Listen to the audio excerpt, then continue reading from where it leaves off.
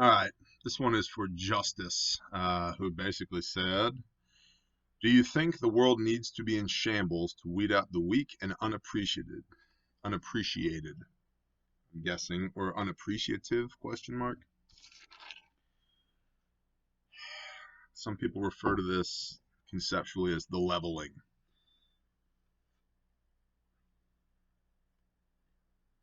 I don't know quite how to feel about this, other than to answer it this way. I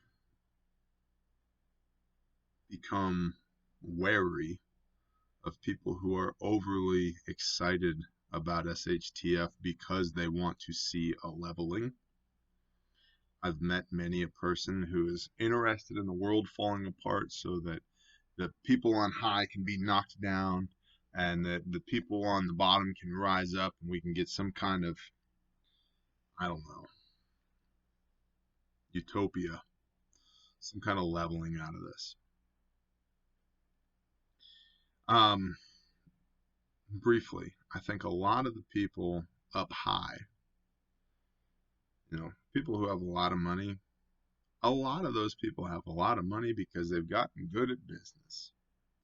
They're not all evil capitalists. Some of them are. And it's not capitalism that makes them evil. It's the deals that they've made with the prince of this world that makes them evil. But I've met a lot of people worth billions of dollars who are really kind, good-hearted people and who serve the kingdom. And I've met a lot of people who didn't have two nickels to rub together that were demon-possessed a-holes and who really just needed to have their forehead canoed. So people are the best thing and the worst thing about life, says me. Regardless of their station in life or their bank account or how many liquid assets they have that they could deploy against physical assets or what their bank account looks like or what kind of car they drive, people can be awesome and people can be evil regardless of their social status and their monetary assets. So the concept of a leveling to me has more to do with power and authority than anything else for me personally. I think that I'm of the camp that some people think that Pat Gray from The Blaze, for example, is of the opinion that the world thus far has supported everybody who's ever lived on it, and that if we have 10 billion people on the planet, that we will be able to support 10 billion people through modern agriculture and this and that and blah blah blah. And I disagree, because there have been great cataclysms, whether you read and believe in the Bible or read and believe in science or whatever. There have been great cataclysms throughout our human timeline that have greatly reduced the numbers of people over and over and over again. And so I think that I don't believe in Gaia. I don't believe that the earth is sentient. I don't believe that there's some magical tipping point of a number where the planet starts to kill off its own. But I do believe, just mathematically, statistically, that if you get too many people and compare that against the ability or inability to feed and house and protect and provide for and pay those people, that you'll end up with less people because the carrying capacity of the planet will have been exceeded. And so as resources get scarce, like they're fixing to, wars start. This is, the history of humanity. When resources get scarce, wars start. Wars kill off people. It's unfortunate, but wars kill off people. Wars are generally pretty good for the economy, at least the economy of whoever wins said war. And so I think we are entering a season of war. I'm going to be doing a video on that, which we'll probably post on YouTube if it hasn't already, called Seasons of War 2020, based upon a phenomenal conversation that I had with Dr. Michael McGee that I will be sharing with y'all. But I believe we're headed into a season of war, and I also believe we're headed into a season of famine, and I believe we're headed into a season of economic uncertainty. When you couple all those things, we're going to have an issue. Now, I would love to think that when all this hits the fan, that the perverts and serial killers and rapists and uh, the unjust in general would be killed off more so than those of us that are good and righteous. That doesn't seem to be the case. I think humanity in general will lose a bunch of people, good and bad. I feel like the ratio will pretty much stay the same.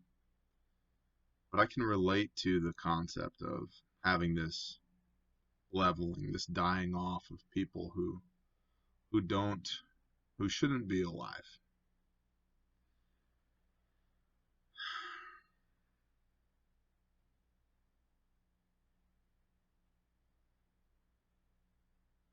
I don't look forward to any kind of SHTF. I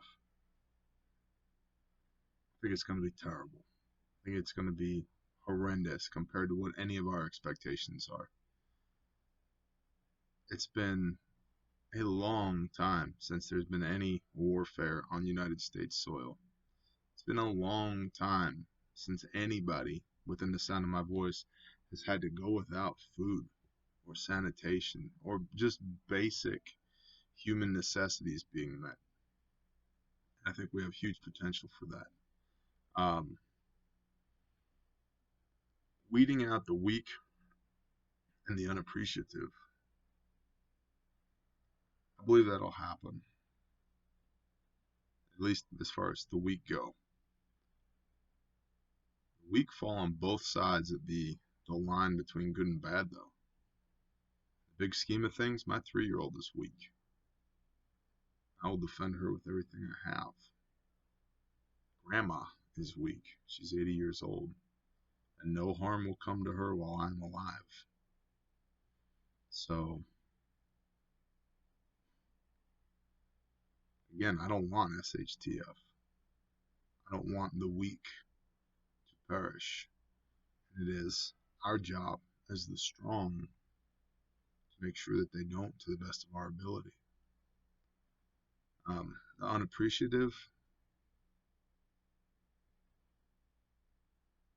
unless we are in end times and unless there is a physical restoration here on earth, we enter into the millennial reign. Those people will perpetuate, says me. And I believe strongly that we can experience financial and geopolitical chaos and not have it be the return of Yeshua Messiah. Because if Syrian Christians are getting their heads cut off with dull machetes and not being raptured, and it's not the end of the world yet, who are we to complain about no corn and green beans on the shelf? So I believe something's coming here in the United States of America, but I do not believe that it is unequivocally the second coming of Messiah. I think it's quite pretentious of us to believe that it would be. That, oh, things are going bad in the U.S., Jesus must be coming back. They're imprisoning pastors for 20 years to life in China for speaking the name Jesus. Messiah has not returned. They're cutting people's heads off in the Middle East for believing in the name of Yeshua Messiah. He has not come back yet. So, a little trial and a little tribulation here does not equate to necessarily the second coming of Messiah.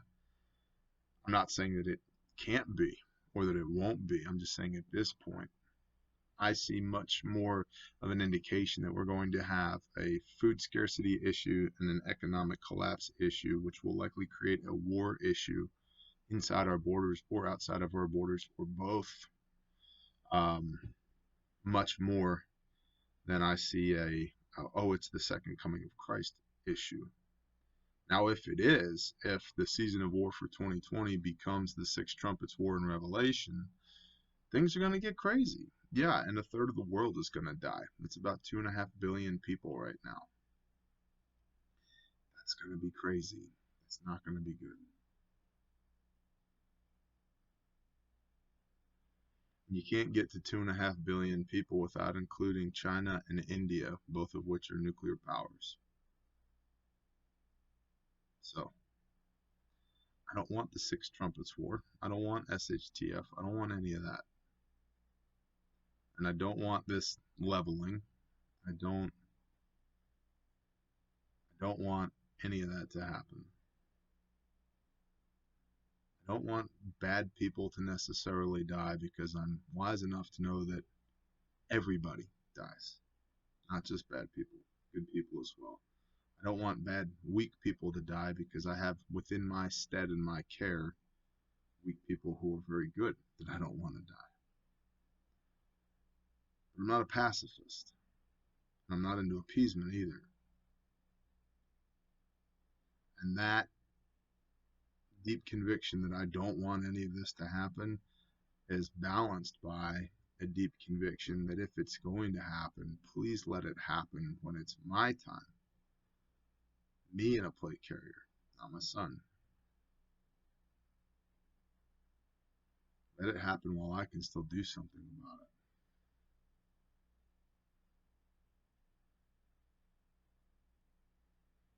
Maybe I can stave off the death of good people.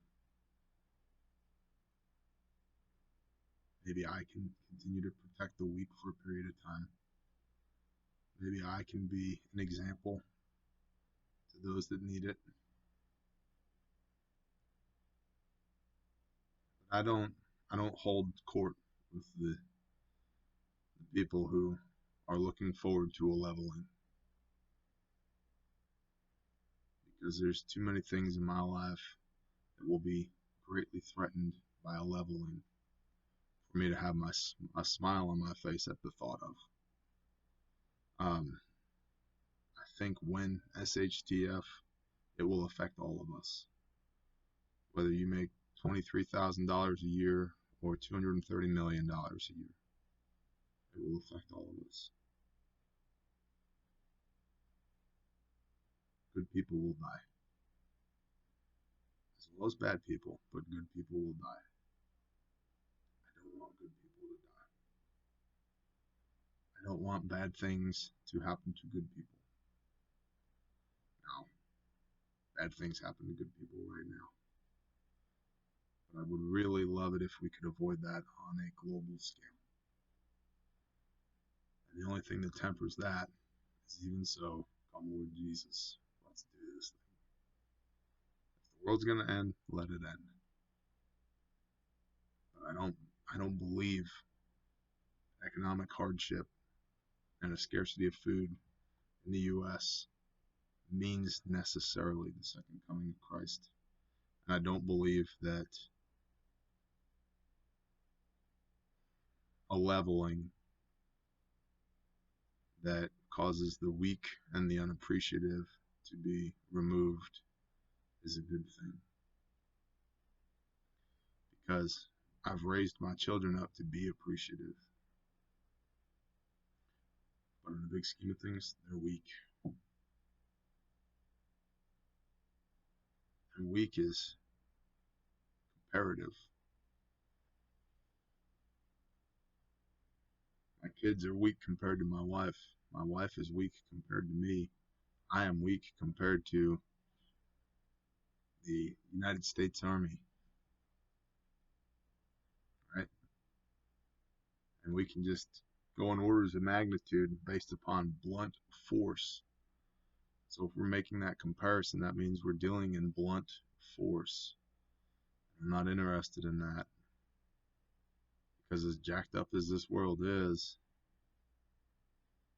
I don't want it to go to hell in a handbasket because of the sheer terror and atrocity that can represent. And again, the flip side, and I understand that there's no easy answer here, but the flip side is, if there's going to be terror and atrocity, let it be in my day so that I can do something about it, so that it's my problem, not my kids. So, justice. Do you think the world needs to be in shambles to weed out the weak and unappreciated? I think the world will be in shambles when Messiah returns, and when he does, the weak will be made strong, and the unappreciative will no longer be an issue, because every knee will bow and every tongue will confess. Jerusalem.